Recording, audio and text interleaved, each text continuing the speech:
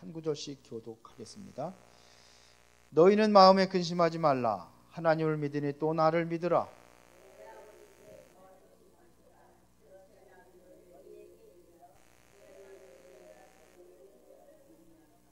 가서 너희를 위하여 거처를 예비하면 내가 다시 와서 너희를 내게로 영접하여 나 있는 곳에 너희도 있게 하리라.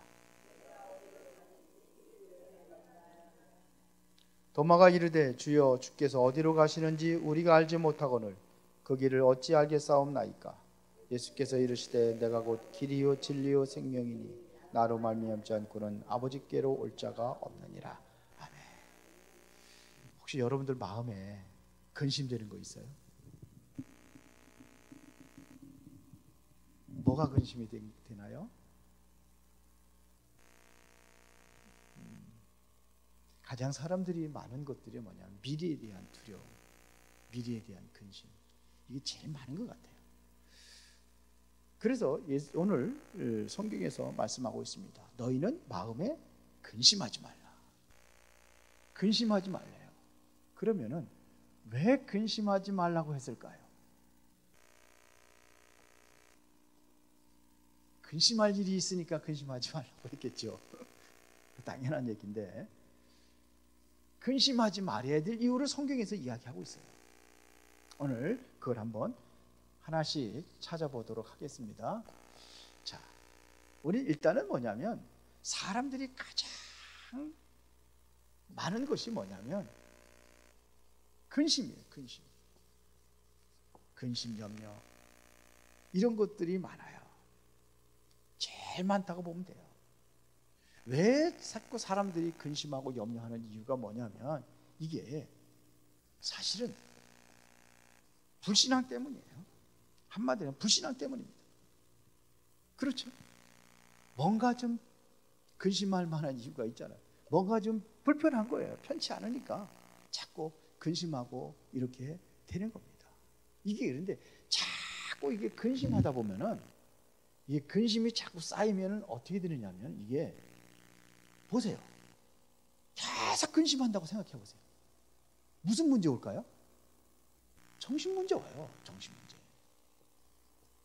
정신 문제 있는 사람, 정신병 환자들이 보면 눈이 좀 어떻게 좀 정상이 아니죠.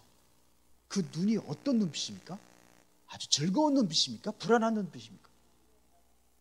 그게 여기서 온 거예요. 마음에 평안이 없어요. 마음에 평안이 있는 사람이 정신병 걸릴 일 없어요. 전부 다 정신병 걸릴 만한 이런 많은 사건과 문제들이 있단 말이에요. 그런데 여러분들은 믿음이 있으니까 믿음으로 승리할 수 있는데 이게 전혀 믿음이 없는 사람, 불신앙에 빠진 사람들은 이게 여기까지 가는 거예요. 정신 문제까지 가는 겁니다. 근심이라는 것은요, 이게 뭐 때문에 오느냐면 내가 자신 있고 할 수 있다는데 그거 근심하겠어요? 무능해서 오는 거예요. 나는 할 수 없다는 이 무능감, 무기력, 여기서 와요. 무능하다고 생각하는 거예요. 여기서 시작되는 겁니다. 이것도 뭐냐면 무능이라는 것도 불신앙이에요. 그 바울은 뭘 그랬습니까? 나는 오히려 약한 것을 자랑하고 난 무능한 것을 자랑한다고 그랬어요. 왜 그랬을까요? 약한 그때 꼭 강함이라. 왜? 약한 그때 하나님의 능력으로 채워지니까. 이게 믿음이에요. 맞습니까? 그러니까 여러분들이 어디 안에 있으면요, 하나님과 함께 하면 돼요. 그리스도 안에 있으면 아무것도 문제가 안 나요. 능력자하고 함께 하면은 아무것도 문제가 아니고 염려하고 근심할 거 없어요. 한밤중에 그냥 사람도 없는 거죠. 깊은 산속으로 막 들어간다고 그래. 생각해 보세요. 즐겁고 평안하겠습니까? 불안하고 두렵겠습니까? 그런데 그냥 그냥 엄청난 배경이 든든한 가지고 그냥 힘도 쓰는 사람들 같이 여럿이 같이 간다 그러면 하나도 안 무서워. 그렇죠? 아무것도 안 무서워. 내가 이 능력자 안에 있으면, 그리스도 안에 있으면 전혀 문제가 되지 않아요. 그래서 주님께서 오늘 뭐냐? 근심하지 말라고. 왜? 하나님을 믿으니까 근심하지 말아라. 이렇게 얘기하는 겁니다. 자, 그러면은 오늘 본론에서 근심하지 말아야 될 이유를 좀 보겠습니다. 왜 하나님은 근심하지 말라고 하느냐? 일단은 뭐냐면 근심하는 이유.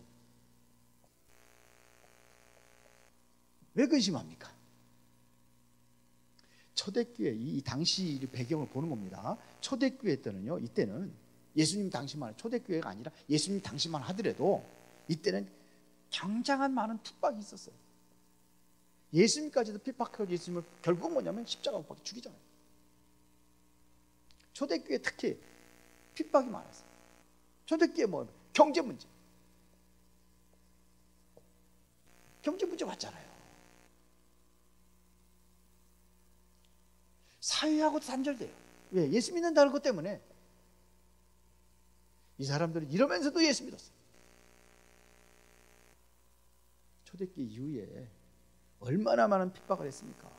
카타콤 그 세웠잖아요. 완전히 땅속으로 들어가고 막 숨고 막 그러면서 이렇게 해서 어떻게 살아가겠습니까? 완전히 이렇습니다. 자, 이게 초대교회라면요, 출애굽한 이스라엘 백성들. 자, 지금 광야에서 살아가고 있잖아요. 광야 생활하는데 오직 하나님께서 역사하지 않으면 살아갈 수 없는 곳이 바로 광야예요. 그래서 이스라엘 백성들이 이제 출애굽을 해가지고 광야로 간다고 할 적에 거기 가면 다 죽는다고 생각을 했어요. 전부 다. 근데 살았거든요. 누가요? 하나님께서 지켜주신 거예요. 이스라엘 백성들. 그러니까 뭐냐면 이 환경이 안 좋으니까는 다 이 사람들 특징이 불평하고 원망하고 이것이 차 있었어요. 원망. 모세를 원망하는 것도 하나님 원망하는 거잖아요. 이게 늘 그렇습니다. 그러면 이 시대적으로 보면은 그러면 오늘은요. 지금 가장 많은 여러분들이 가지고 있는 염려 근심 것을 한번 말하라고 하면은 말할 사람 아무도 없겠죠. 그러면 뭐냐면 내가 한번 진단해 보는 거예요. 나는 무슨 문제냐? 건강 문제가 될 수도 있고 경제 문제가 될 수도 있고, 그렇죠? 또 가정 문제, 자녀들 문제, 또 미래 문제, 여러 가지 문제들이 있을 겁니다. 지금 있을 거예요.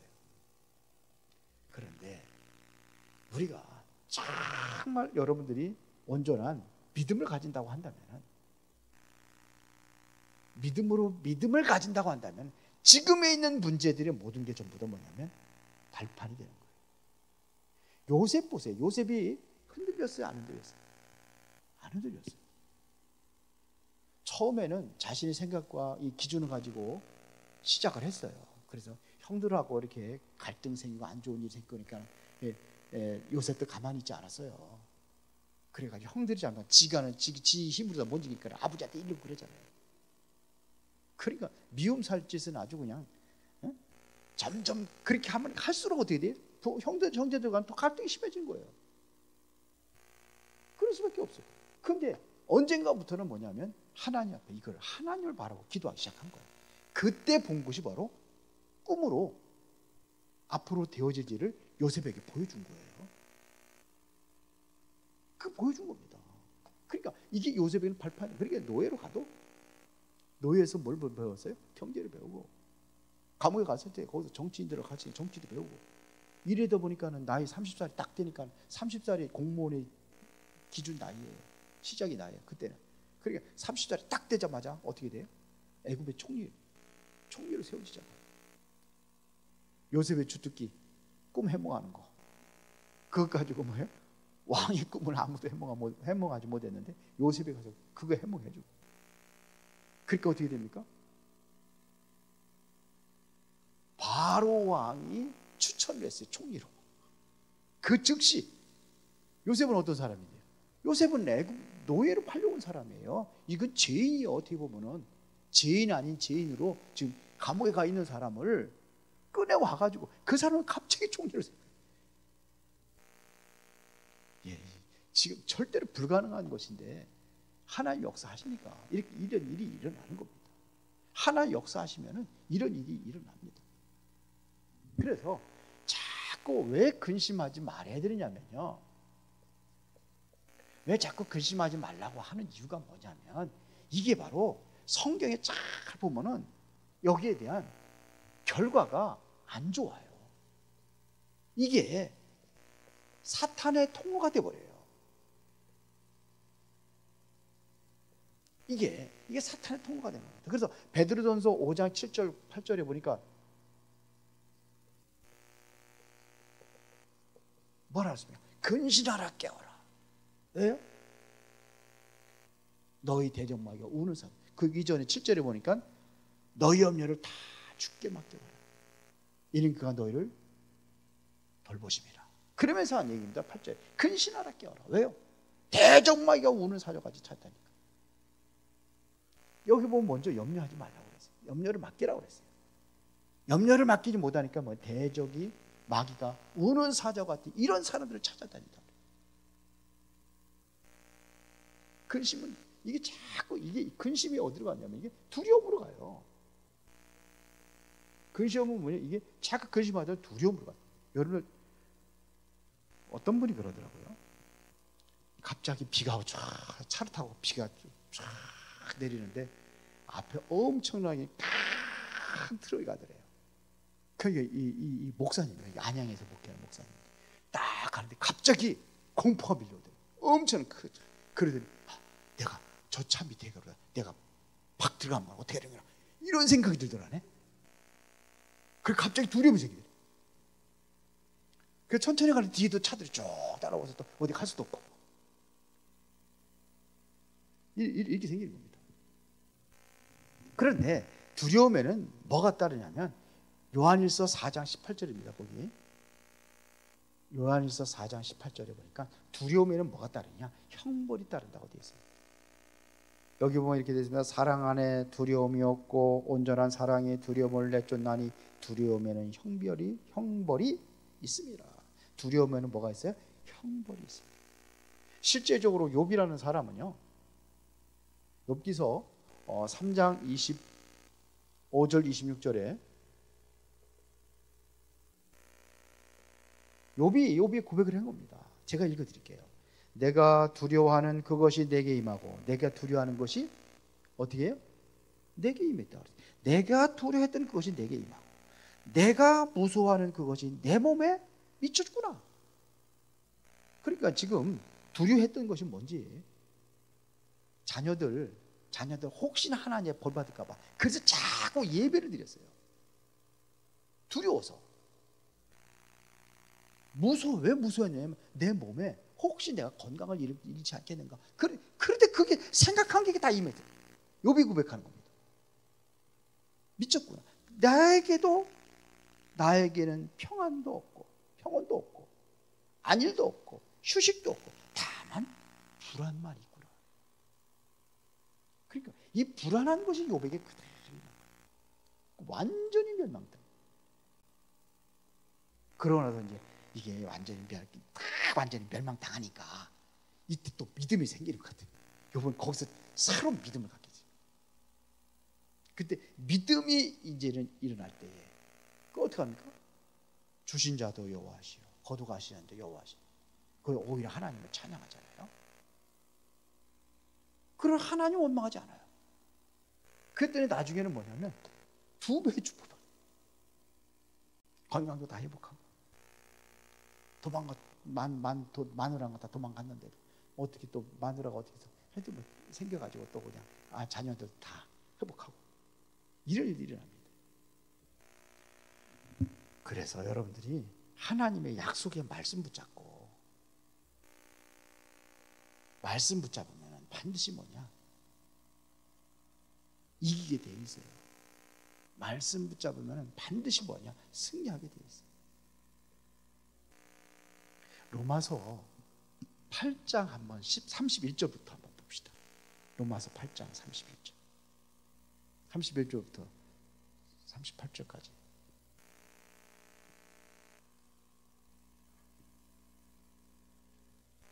39절. 자, 천천히 읽어봅시다. 이 굉장히 은혜가 되죠. 저 이걸 좀 많이 암송했었는데 지금 다 잃어버려가지고 할아버지 잃어버리더라고요. 자, 31절부터 천천히 읽어보겠습니다. 그런즉 이 일에 대하여 우리가 무슨 말을 하리요? 만일 하나님이 우리를 사랑하시면 누가 우리를 대적하리요?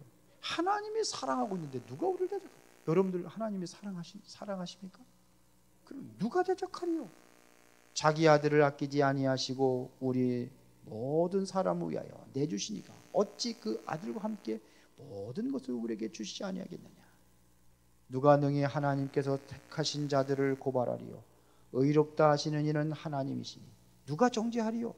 죽으실 뿐 아니라 다시 살아나신 이는 그리스도 예수시니 그는 하나님 우편에 계신 자요 우리를 위하여 간구하시는 자시니라. 우리를 위해서 기도하신대. 여러분들이 잘 되기를 주님도 기도하신다. 그러면서 누가 우리를 그리스도의 사랑에서 끊으리요? 환난이나 곤고나 박해나 기근이나 적신이나 위험이나 칼이랴. 기록된 바 우리가 종일 주를 위하여 죽임을 당하게 되며 도살당한 양같이 여김을 받았나이다 함과 같으니라. 그러나 이렇게 어떤 과정이 있었지만 이 모든 일에 우리를 사랑하시는 이로 말하면 우리가 넉넉히 이기느니라. 그 환난이 오고 고난이 와도 이긴대요. 넉넉히 그것도 여유 있게 이긴다는 거예요. 내가 확신하노니 사망이나 생명이나 천사들이나 권세자들이나 현재일이나 장래일이나 능력이나 높음이나 기쁨이나 다른 어떤 피조물이라도 우리를 우리 주 그리스도 예수 안에 있는 하나님의 사랑에서 끊을 수 없으리라. 이게 하나님이 우리에게 주신 약속이요. 그렇죠? 환난이 올 수도 있고 어려움이 올 수도 있어요. 그러나 반드시 승리하다. 자꾸 두려움에 빠지고 근심하고 이걸 할 것이 아니라 하나님을 향해서 우리가 기도하고 하나님께 나갈 때 하나님께서 어떻게 하신다? 반드시 승리하게 하신다. 믿습니까? 아무도. 자, 그러면서 오늘 본문에서 근심하지 말아야 될 이유를 얘기했습니다.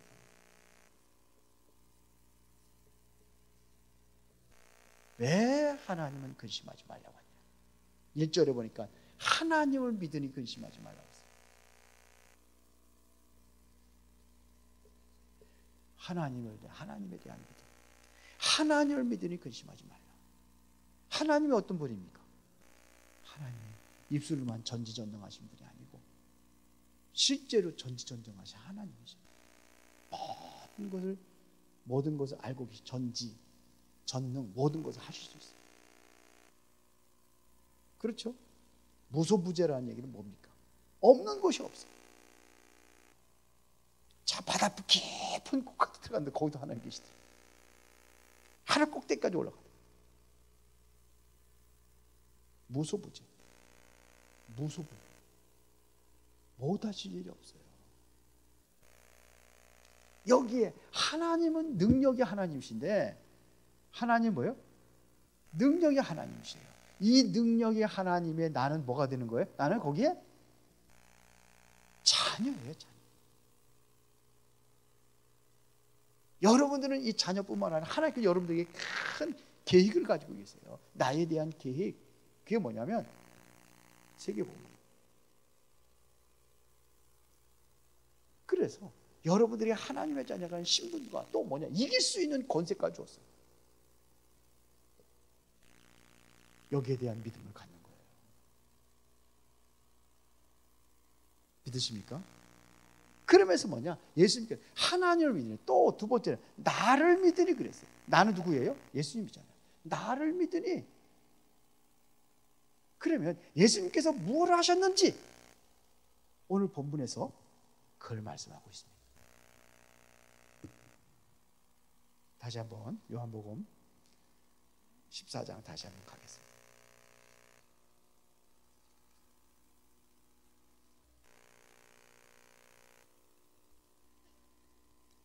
나를 믿으니 그랬습니다. 너희는 마음에 근심하지 마. 하나님을 믿으니 또 나를 믿으니. 그러면서 예수님께서 뭐 해줬습니까? 그걸 얘기하는 거예요. 나를 믿느냐 네가? 그러면서 내가 행한 일이 뭔지 아냐? 그러면서 이야기하는 겁니다. 내 아버지 집에 거할 것이 많도다. 그렇지 않으면 너에게 일렀어요. 내가 너를 위하여 뭘 예배하러 가노니? 거처를 예배하라. 여러분들을 위해서 하나님의 나라에 여러분들이 살아갈 수 있는 그 거처를 예배하라. 가서 너희를 위하여 거처를 예비하면 내가 다시 너희를 내게로 영접하여 나 있는 곳에 너희도 있게 하리라. 내가 어디로 가는지 그 길을 너희가 아느니라. 도마가 이르되 주여 주께서 이르되 어디로 가는지 하시는지 우리가 알지 못하거나 그 길을 어찌 알겠사옵나이까. 그리고 예수님께서 말씀하시되 내가 곧 길이요 진리요 생명 나로 말미암아 아버지께로 올 자가 하나님 만나는 길을 열어주셨어요. 그분이 우리에게 참된 생명을 주었어요. 맞습니까? 그리고 쭉 얘기합니다. 13절에 보니까 너희가 내 이름으로 무엇을 구하든지 내가 행하리래. 예수 이름으로 기도하는 거예요. 예수님께서 행하신대요. 이는 아버지로 하여금 아들로 말미암아 영광을 받으시게 하려 합니다. 내 이름으로 무엇인지 내게 구하면 내가 행하리라. 13절 14절 읽은 거예요. 자, 그러면서 16절에 뭐랬습니까? 내가 아버지께 구하겠으니 그가 또 다른 보혜사를 너에게 주다 영원토록 너희와 함께 있게 하리. 우리 안에 영원토록 함께 하신다. 근심하지 말아야 되죠. 보혜사 성령을 보내서 영원토록 함께 하시겠다. 그러면서 17절에 그는 진리의 영이라 세상은 능히 그를 받지 못하나니 이는 그를 보지도 못하고 알지도 못합니다. 그러나 너희는 그를 아나니 그는 너희와 함께 하시며 또 너희 속에 계시겠습니다. 내가 너희를 고와 같이 버려두지 아니하고 너에게 오리라. 내가 갔다가 다시 온대요. 그러면서 26절에 보혜사 곧 아버지께서 내 이름으로 보내신 성령 그가 너희에게 모든 것을 가르치고 내가 너에게 말한 모든 것을 생각나게 하리라. 우리 인도하신다는 얘기죠. 그러면서 뭐예요? 27절에 다 같이 시작. 평안을 너희에게 끼치노니 곧 나의 평안을 너희에게 주노라. 내가 너희에게 주는 것은 세상에 주는 것과 같지 아니하니라. 너희는 마음에 근심하지도 말고 두려워하지도 말라. 자, 이유를 쭉 설명을 했어요. 예수님 믿으시면은 뭐예요? 까짓 거 뭐 이렇게 죽기밖에 더 하겠어. 죽으면 어디가 천국 간다는 거야. 내가 너를 위해서 거처 예배했다고 그랬죠. 그리고 그게 이제 최종적인 것이지만 기도하라 내 이름으로. 그럼 내가 시향할 것이다. 그렇게 얘기하시는 거예요. 최종적인 것을 우리가 뭐 다 준비해놨다. 그러면서 지금 너희들이 지금 금신거리 염려거리 있으면 뭐하라? 기도하라. 내가 시향할 것이다. 내가 가서 보혜사를 너에게 보내줘가지고 영원토록 너희 속에 함께 있게 할 것이다. 이렇게 얘기하시는 거예요. 이것이 되어질 때 뭐냐면 진정한 문제 근심거리가 뭘 바뀌어지냐? 평안으로 바뀌어지는데 이 평안은 세상이 주는 것 같지 않아요. 믿으십니까? 나를 믿으라. 하나님을 믿으라. 예수님께서는 모든 문제 해결하셨습니다. 과거, 현재, 미래 문제 모든 문제 해결하셨습니다. 끝났습니다. 십자가에 다 끝내버렸습니다. 처소를 예배했고 다 했어요. 보혜사로 영원토록 함께 하신다고 되어 있습니다. 이게 하나님 우리에게 주신 은혜입니다. 그러면 결론입니다. 나는 어떻게 하면 되느냐? 뭘 어떻게 해야 하냐?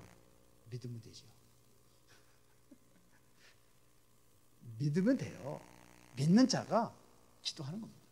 성경에 보면요, 이 정식 기도를 많이 했어요. 이것이 삶에 되어야 되지 않겠는가 이런 생각이 들어요. 삶 속에서 우리가 정식 기도 하루에 한 번 하는 것도 정식 기도예요. 새벽에 새벽 예배 다 하시나요? 여기 계신 분들은 다 하시겠죠. 말씀 듣고 힘내시고 하는 겁니다. 그 강단 말씀 중심으로 주로 이제 이렇게 해나가거든요. 놓쳤던 분들 다시 한번 확인하라고. 그래서 지금 그렇게 하고 있습니다. 이게 여기서 정식 기도할 때는요, 그냥 하지 말고 여러분들이 살아가는 이 행복한 그림을 그리세요.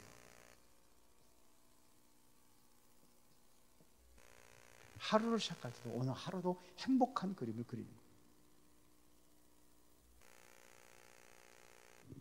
그래서 이것이 이제는 하나님과 늘 소통할 수 있는 것도 무시기도 아닙니다. 쉬지 말고 기도하라. 바울은 그랬어요. 무시로 성령 안에서 기도하라. 에베소 6장 18절.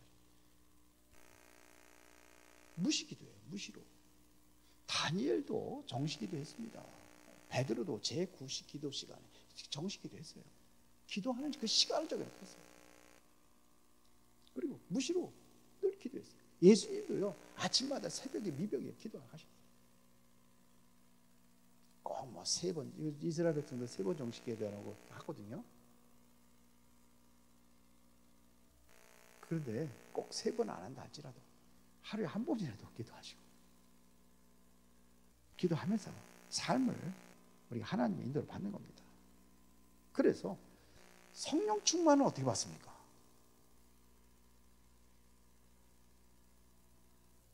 성령 충만 받으면 다 되는 건데, 이거는 우리가 늘 마음에 간직하고 기도해야 될 내용이에요. 성령 충만은 우리의 삶에. 이거는 사람마다 달라요. 우리 아이들한테 예수님 어디 계시냐면 배를 두드려 여기다, 조금 여기다 그러죠.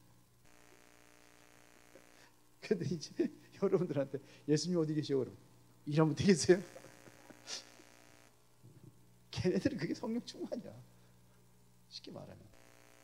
그렇죠. 나만의 성령 충만에 이 속에 들어갈 수 있는 비밀이 뭔지, 성경 보는 말씀 보는 시간도 갖고, 기도하는 시간도 갖고, 또 뭐냐, 메시지를 다시 한번 또 이렇게 또 듣는 시간도 갖고, 이러면서 내가 하나님과의 어떠한 소통할 수 있는 그 시간이 가진다면은 이게 바로 성령 충만이지 않겠습니까? 성령 충만, 나다 몸이 뜨거워져. 그럴 수도 있어요. 사람마다 다르니까. 뜨거워질 수도 있고요, 전기가 올 수도 있고 있어요. 간절히 기도하면. 그러나 사람마다 달라요. 은사도 다 달라요. 그래서 여러분들이 최고의 응답 누리는 은혜가 있기를 예수의 이름으로 축원합니다. 살아계신 아버지 하나님, 우리가 살아가는 동안에는 많은 근심도 있고 염려도 있고 또 두려움도 찾아올 때가 있습니다. 그러나 우리는 우리의 배경이 바로 하나님께서 배경이 되어주시고, 우리가 기도할 때마다 든든히 하나님께서 우리와 함께 하시고 우리의 기도를 들으시고 하나님은 응답하시는 줄로 믿습니다. 그 믿음을 가지고 오늘 이 저녁에도 주님 앞에 기도합니다. 하나님의 성령이 역사하는 축복된 시간이 되게 하옵소서. 예수 그리스도 이름으로 기도드리옵나이다. 아멘. 찬송가